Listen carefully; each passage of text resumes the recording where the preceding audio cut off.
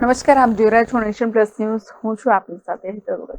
રાજુલાના Dhatarwadi dam 1માંથી પીવાના પાણીની pipeline વિરોધને મામલે ભાજપના વરિષ્ઠ આગેવાન અને પૂર્વ પાલિકા પ્રમુખ રવુભાઈ કુમારની પ્રતિક્રિયા આપી છે. રાજુલાના ધાતરવડી ડેમ 1માંથી રાજુલા, જાફરાબાદ અને બંને નગરપાલિકાની જૂની GUDC હસ્તકની પાઇપલાઇન જર્જરિત હોવાને કારણે ધારાસભ્ય સરકારમાં રજૂઆતો બાદ નવી મંજૂરી મળ્યા બાદ નવી પાઇપલાઇન નાખવા માટેની કામગીરી શરૂ કરવામાં આવતા થોડા દિવસ પહેલા કેટલાક ખેડૂતોએ વિરોધ નોંધાવ્યા.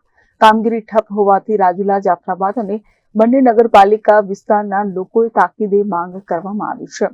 બંને નગરપાલિકાની ટીમ દ્વારા પ્રાંત અધિકારીને આવેદનપત્ર આપી રજૂઆતો કરવામાં આવી હતી. આગામી દિવસોમાં પાણી નહીં તો મુશ્કેલી સર્જાઈ શકે છે.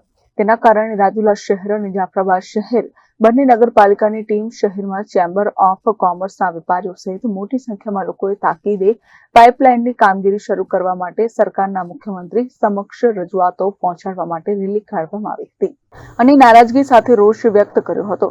ઉનાળામાં લાઇન નહીં નાખવામાં આવે તો રાજુલાવાસીઓ માટે પાણીનો મોટો પ્રશ્ન ઉપસ્થિત થશે.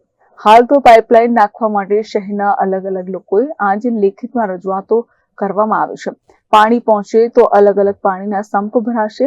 ધારેશ્વર ડેમ 1માંથી પાઇપલાઇન નાખ્યા બાદ પાણી સીધું રાજુલા પહોંચશે અને અલગ અલગ વિસ્તાર વાઇઝ સંપ બનાવવામાં આવ્યા છે.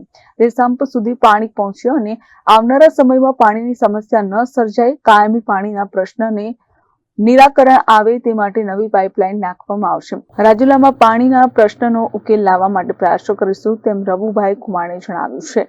મયુરભાઈ દવેએ જણાવ્યું છે કે પાણી માટે પાલિકાની ટીમે આયોજન કર્યું છે. આ પ્રશ્ન કાયમી હલ થશે ત્યારે ગામના ખેડૂતોને કોઈ તકલીફ નહીં પડે તેમ પણ તેમણે જણાવ્યું છે.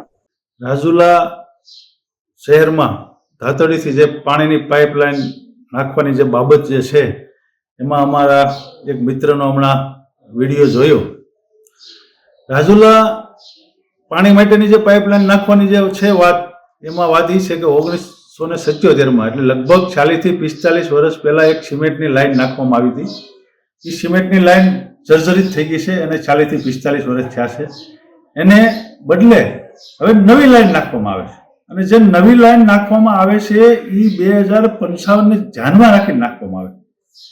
બીજી વાત રહી કે ખેડૂતનું શોષણ થાય છે. ખેડૂતનું પણ જોવાનું છે. અમે પણ ખેડૂતના દીકરા છીએ, ધારાસભ્ય પણ ખેડૂત છે. અમારે ખેડૂતનું પણ જોવાનું છે ને રાજુલા શહેરનું પણ જોવાનું છે. કોઈ ઉદ્યોગોને પાણી આપવાનું નથી. ત્યાં વાલ મેકવામાં આવશે. ડેમ ઊંચો લેવાની અમે સરકારમાં ખેડૂતની હારે છીએ. કાપ કઢાવવામાં અમે ખેડૂતની હારે છીએ. માત્ર રાજુલાને પીવાના પાણી માટે અમુક લોકો જે ગેરમાર્ગે દોરે છે, મતલબ કે ઉદ્યોગોને પાણી આપશે. મારા ભાઈ ખેડૂતો, વાલ ન્યાજ મેકવાનો છે.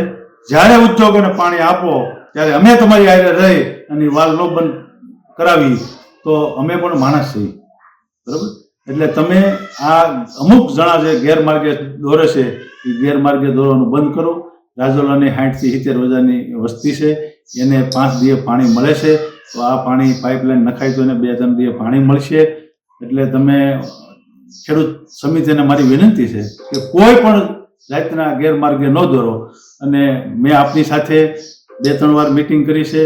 મેં ડોક્ટરો, મેં ઉદ્યોગપતિઓ, મેં વેપારીઓ પણ આપની સાથે મિટિંગ કરવાના પ્રયત્ન કર્યા છે. તમારી હારે બેઠા છીએ. એમાં કોઈ વાત રાજુલાના પીવાના પાણી સિવાયની કોઈ વાત નથી. એટલે મહેરબાની કરી અને ગેરમાર્ગે ન દોરો. સાથે બેસી અને વાત કરી. ખેડૂતનું અહિત થાય એવું અમે કોઈ દી ઈચ્છવાના નથી કે ખેડૂતની અહિત થાય. નર્મદાનું પાણી આવે છે. નર્મદાનું પાણી પણ ડેમમાં નાખવાનું. ખેડૂતનું સિંચાઈને પાણી અપાઈ જાય પછી જ રાજુલાને પાણી આપવામાં આવશે એવી અમે બાંહેધરી આપી. Dharmesh Mehta, Nation Plus News, Rajula. સમાચારોના સતત અપડેટ મેળવવા માટે અમારી નેશન પ્લસ ન્યૂઝની યુટ્યુબ ચેનલને સબસ્ક્રાઇબ કરો, બેલ આઇકન દબાવો અને જોડાયેલા રહો ફેસબુક, ઇન્સ્ટાગ્રામ અને ટ્વિટર પર.